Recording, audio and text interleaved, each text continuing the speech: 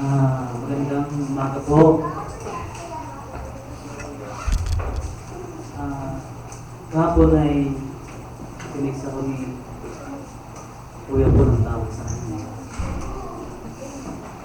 Sabi sa akin po, makakarating daw po.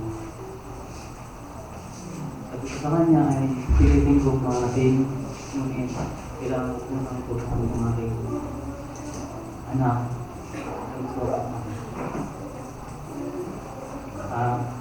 Gusto daw po akong kausapin ng aking dating asawa.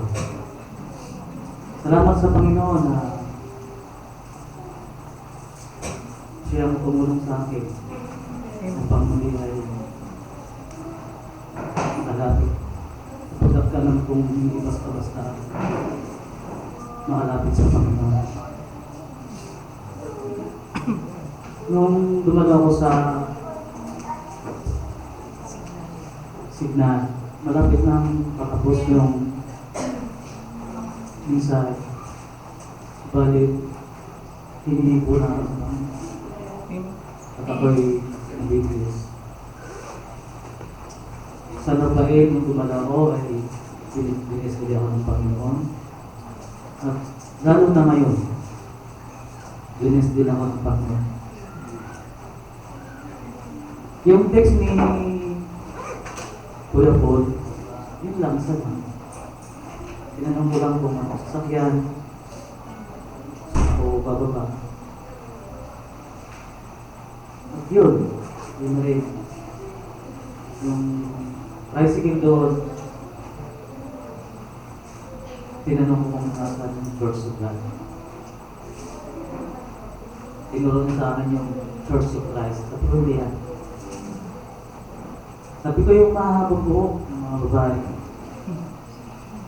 Tapos sabi niya, dinagdagan niya pa, hindi lang mahabang buhok. Mga estudyante yata nandun, hindi lang mahabang buhok, magaganda pa. Sabi ko, salamat sa Panginoon na mga anak ng Diyos ay magaganda. Sa pagdadamon, mga ilang bis na kung tumabi sa Panginoon. Mga ilang, mga ilang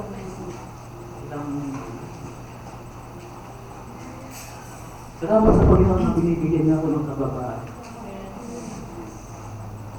Ako'y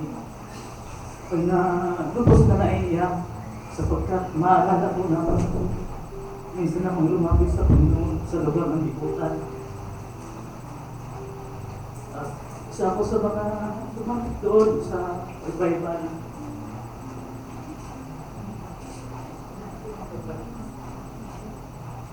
Matagal na po yun. Mga revival doon sa aking buka. Hindi ko matandaan yung taon. Salamat sa Panginoon na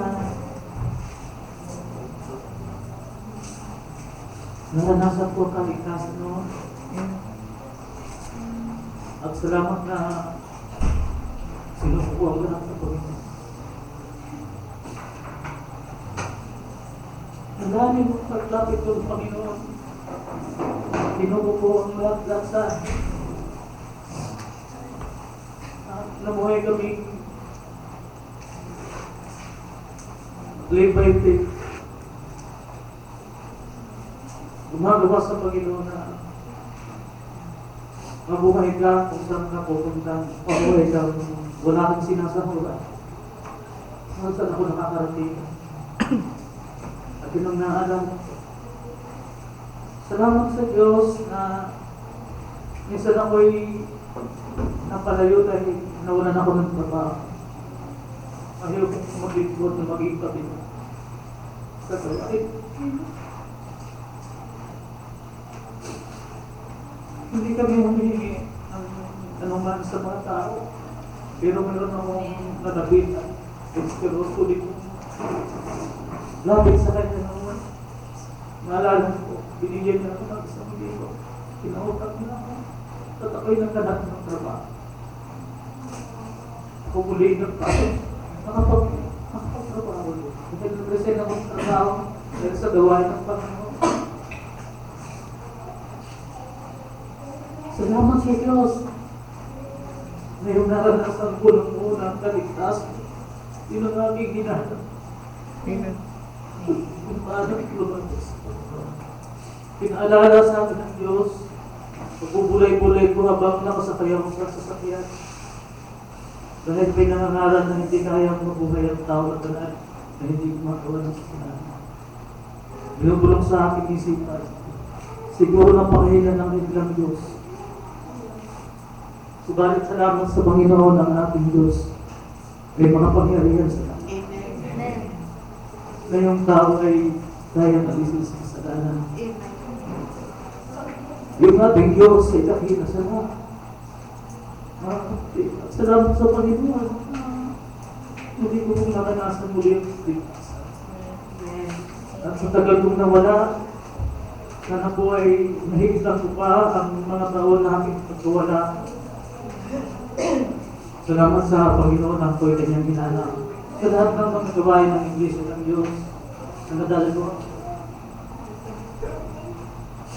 Salamat na ako'y pinagpapala ng Panginoon. Hindi ko maiwasan hindi lubuha. Nakita ko yung mga kapatitan. Mga bata, sila po, nakikinig lang sila ngayon. Doon, ngayon sila yung nagsasalita. Salamat sa Panginoon. Maraming pong salamat sa inyo. Amen. Amen.